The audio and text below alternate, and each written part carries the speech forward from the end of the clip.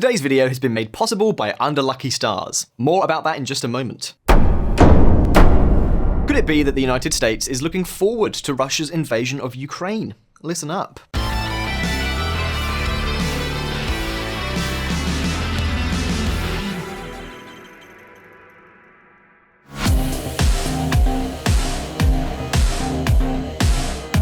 Moscow is digging in its heels. Troops, tanks, missiles, and warships from all military districts of the country have been deployed along the Ukrainian border. Everything looks set for a major offensive. The reason? Supposedly, to counter NATO's growing presence in the region. But what if the outcome of this operation were exactly the opposite of what Moscow intended? VisualPolitik viewers, I am certain that you have all heard a lot about the conflict brewing between Russia, Ukraine, the United States, and the European Union. However, you may not have asked yourselves a fundamental question. Could the United States be looking forward to Russia's eventual invasion of Ukraine? No. I assure you that we have not lost our minds. In this video, we take a look at 4 big reasons why, for Russia, the invasion of Ukraine could be a tremendous mistake. A big trap that Vladimir Putin is walking into. Listen up. By the way, in an upcoming video, we will tell you all about Russia's trump cards. So don't forget to subscribe to VisualPolitik and click on the little bell so you don't miss any updates. So let's get started.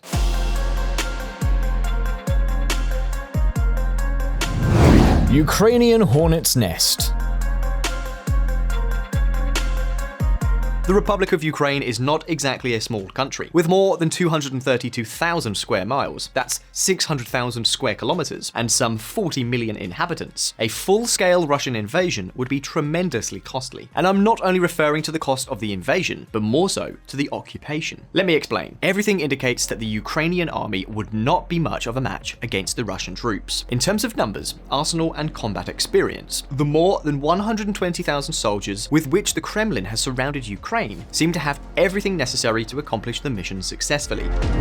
You have a Ukrainian land army that has become much better, much more capable, but the Russians would own the air and the sea. Philip Breedlove, retired US Air Force general. But wait just a moment, because the difference in forces has always been much greater in Afghanistan, and in spite of this, both the Soviet Union and the United States found themselves caught in a never-ending war. Well, something like that could happen in Ukraine.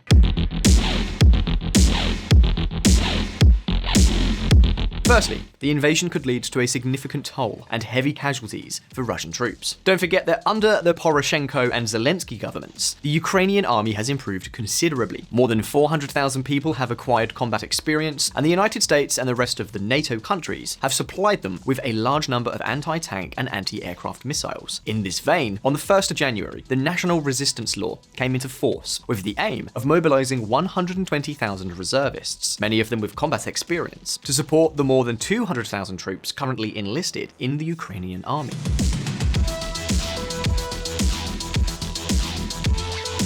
Of course, it goes without saying that any failure on the front could be disastrous for Vladimir Putin's political regime. Secondly, post-invasion occupation could deplete both the Russian coffers and the Russian army's own forces. Because, let's be clear, any attempts to occupy the country would entail strong resistance and a lot of activity by insurgent groups.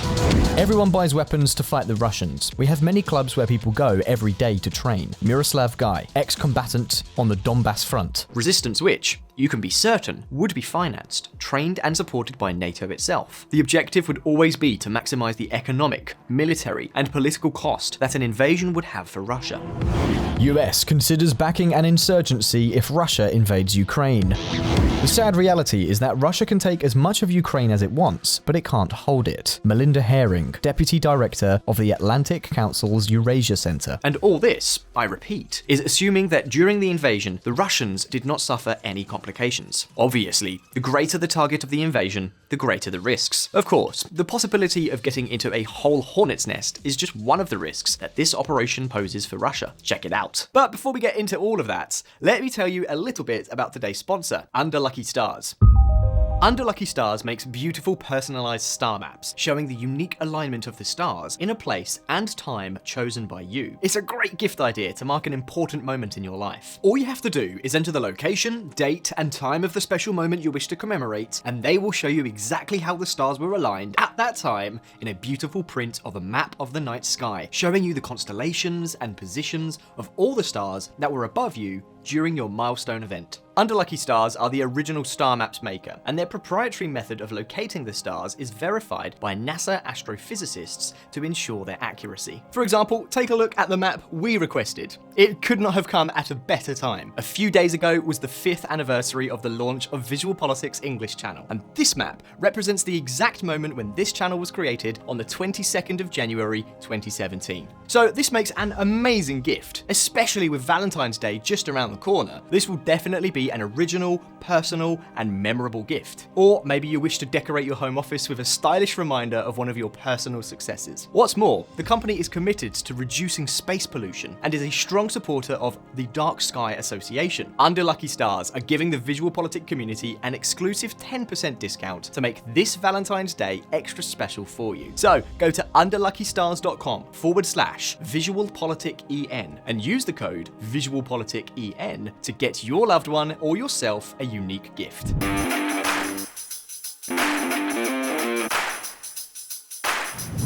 Why trigger a race you can't win? Pay close attention to these words from Jens Stoltenberg, NATO Secretary General. So if Russia wants less NATO at its borders, they have actually achieved exactly the opposite. And if they use force again against Ukraine, they will achieve even more NATO at their borders. Jens Stoltenberg, NATO Secretary General. So far, the excuse used time and time again by the Kremlin to threaten Ukraine's sovereignty has been that it wants to curb NATO's expansion on the Eastern Front. Well, the outcome of an invasion may be exactly the opposite for 3 reasons. Firstly, the invasion of Ukraine may cause at least 2 new countries, Sweden and Finland, to ensure their security by joining the North Atlantic Treaty Organization. At the very least, the cooperation of these 2 countries with NATO would be strengthened, which, by the way, is precisely what they have been doing over the last few years, as we have begun to see a more aggressive Russia. Sweden and Finland have increased bilateral cooperation with the United States. Sweden became aware of the threat from Moscow on Good Friday 2013, when Russian military aircraft simulated a large-scale bombing operation flying over Stockholm. William Albeck, Director of Strategy, Technology and Arms Control at the International Institute for Strategic Studies. Secondly, a military operation in Ukraine would bring the majority of NATO members back together again, especially the Central and Eastern European countries that would unhesitatingly embrace Washington and the Atlantic Security Project. It would be, so to speak, a way to put the alliance back in shape. You could say, VisualPolitik fans, that Putin would be to NATO what spinach is to Popeye.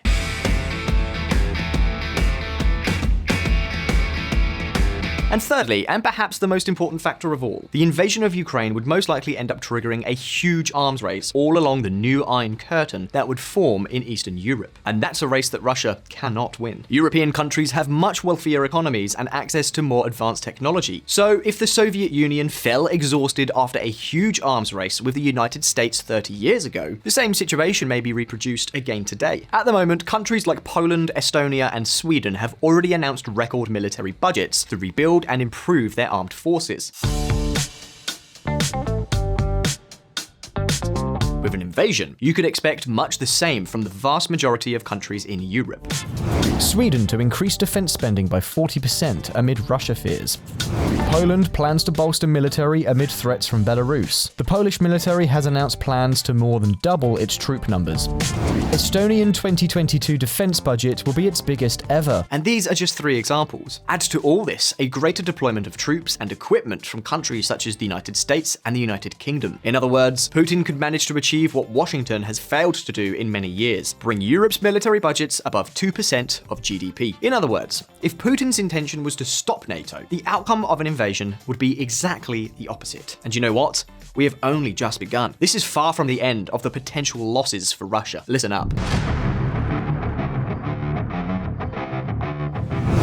Russia's great asset that may disappear.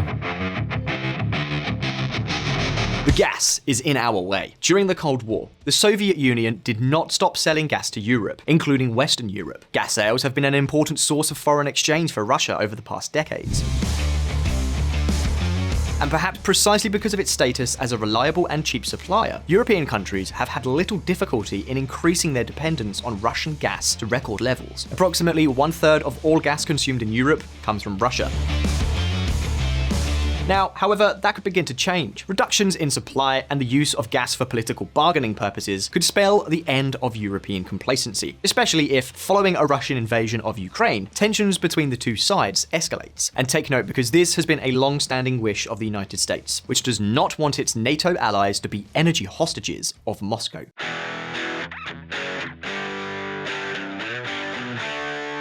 Also, don't forget, the United States aspires to become a major exporter of liquefied natural gas that could partly replace imports from Russia.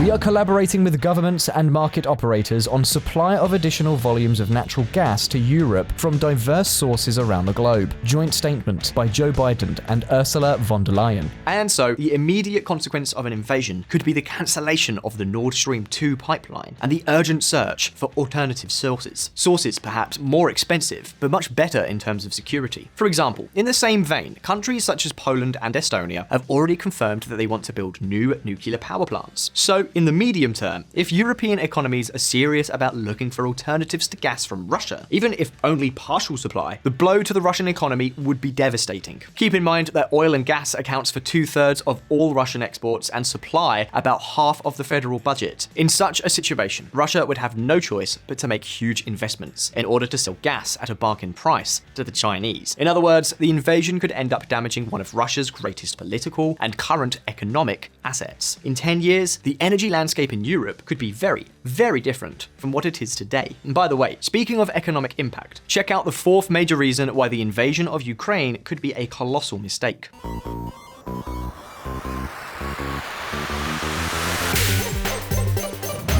Sanctions, sanctions, and more sanctions. On this occasion, the diplomatic game is basically unfolding as follows. Moscow threatens to invade Ukraine, and then the response from Washington and the rest of the European capitals is to threaten more and more economic sanctions, and it's back to square one.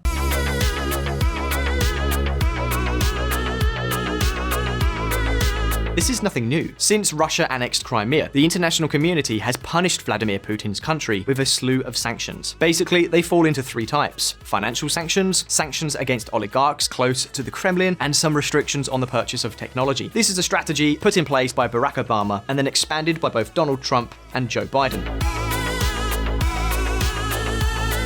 There is some debate about the effectiveness of the sanctions with which Russia has so far been punished. However, the truth is that since the sanctions were put in place, the Russian economy has gone from bad to worse. Since 2014, it has barely grown at an average of 0.3% per year. Yes, and I know what many of you are thinking, Josh, that's because this time period coincided with the oil price collapse. Well, yes, but the point is that it's not just about economic growth. Since the sanctions against the Russian economy were passed, the inflow of foreign direct investment plummeted by less than half. To give you an idea, this means that between 2014 and 2019, for example, Russia lost about $169 billion in productive investments. And that's not all. Add this to the fact that the capital markets were largely closed, both for the government and especially for Russian companies, and the result is that both investment and productivity levels have gone from bad to worse. This is part of the reason why, during this same period, the disposable income of Russians has plummeted by more than 10%, and why the exchange rate of the ruble with the dollar fell by more than 50%. But you want a concrete example? Well, look at this. Indonesia, Algeria, and Egypt have just pulled out of buying the Sukhoi Su-35S, one of the jewels of Russian military aviation, and one of the key components of the country's military portfolio. But the question is, why are they cancelling orders? Precisely due to the sanctions. Russia cannot import vital components for the avionics and radar of this aircraft, which significantly affects its capabilities. Nevertheless, the sanctions that have been established so far have been rather modest, something that could now change. The package of sanctions that the United States and the European Union are considering if Russia finally invades Ukraine goes much further. For example, there is talk of major export controls, of removing Russian banks from the international banking communications system, the SWIFT system, of completely cutting off financing to Russian banks and the Russian government, or even, among many other options, of measures as aggressive as this one. Biden threatens dollar ban on Russian banks. The US said it could block Russian financial institutions from trading in dollars if Moscow invades Ukraine. In other words, the aim is not only to damage the Russian economy, but above all, to prevent its development. And this is important because let's not fool ourselves. In the long run, a country with fewer resources is a country doomed to be much less powerful. In Washington, they know this, and right now may be the perfect opportunity to take such action. It would be a disaster, a nightmare for the domestic financial market. Sergei Alexishenko, former first deputy chairman of the Central Bank of Russia. For the time being, international companies that were considering investing in Russia have frozen or cancelled these projects. The Moscow Stock Exchange has fallen sharply, and the risk premium has shot up. These are, so to speak, the first consequences of Moscow's risky gamble.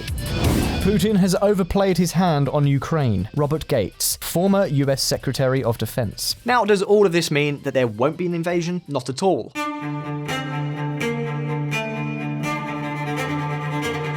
The diplomatic strategy followed by the United States and NATO has, in a way, cornered Putin, who will only be left with three options: retreat in humiliation, to reach an agreement that looks convincing but without achieving anything remarkable, and at the same time making concessions to the West, or invade Ukraine, possibly through a partial invasion, as we've outlined in the weekly snapshot, the newsletter that those of you who support us on Patreon receive. In the last case, the consequences might be gradual depending on how big the invasion is. That is surely the equation being evaluated in Moscow. Even Russian action could be limited to recognizing the independence of the territories controlled by pro-Russian forces in the Donbass. After all, if Putin had really wanted to invade Ukraine, he would have already done so. Russian troops have been stationed on the front line for months. There is no point in waiting for their adversaries to reinforce their defenses, and keep in mind that this is a theory put forward by the Ukrainian government itself, which time and again states that they do not see any signs of a real risk of Russia carrying out a major invasion in the country.